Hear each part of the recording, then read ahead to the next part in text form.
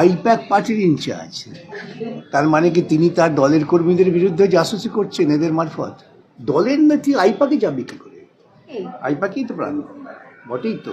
ব্যর্থ মুখ্যমন্ত্রী তিনি পালিয়ে যাওয়ার পথ খোঁজার জন্য চাইছেন যে কোনোভাবেই হোক রাষ্ট্রপতি শাসনটা হোক। কি গোপন ব্যাপার একটা রাজনৈতিক দলের নির্বাচনে লড়ার, কি গোপন ব্যাপার? সেটা আইপ্যাকে থাকবে কেন? তো ওর বাড়িতে থাকতে পারে কিংবা ওদের তৃণমূল অফিসে।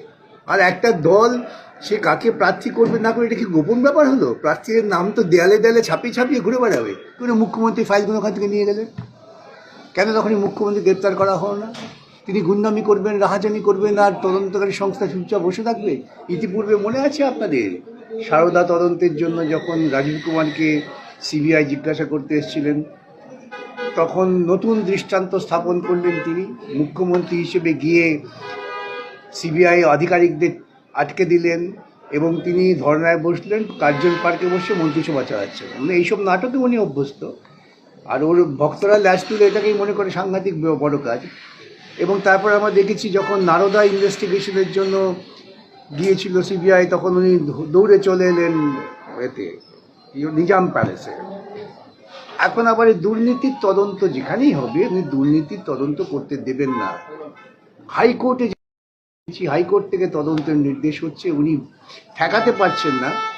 অতএব সেই তদন্তকারী সংস্থা হচ্ছেন। আমি অবাক হয়ে গেলাম, ইডি একটা কেন্দ্রীয় তদন্তকারী সংস্থা, তারা কি করে ওনাকে অনুমোদন দিলেন যখন তারা তল্লাশি করছেন সেখানে পৌঁছে গিয়ে ফাইল নেওয়ার? কি করে রাজ্য পুলিশ আধিকারিকরা তারা এইরকম একটা বেআইনি কাজ করার ক্ষেত্রে মুখ্যমন্ত্রীকে সুরক্ষা দিলেন? কেন্দ্রীয় সরকার আইপিএস আইএএস অফিসাররা তারা কেন্দ্রীয় আইনের দ্বারা নিয়ন্ত্রিত হন। সেখানে মুখ্যমন্ত্রী ব্যক্তিগত নিরাপত্তার মানে এই নয় যে মুখ্যমন্ত্রীকে বেআইনি কাজ করবেন এবং তারা তার সুরক্ষা দেবেন। আজকে মুখ্যমন্ত্রী যদি একটি অন্য কোনো অপকর্ম করেন, খুন করেন, ধর্ষণ করেন, বা কারো বা টাকা তালা ভেঙে টাকা চুরি করেন, তাকে পুলিশ অফিসার রেখে তাকে সুরক্ষা দেবেন যে আমরা মুখ্যমন্ত্রীর সুরক্ষা দিচ্ছি?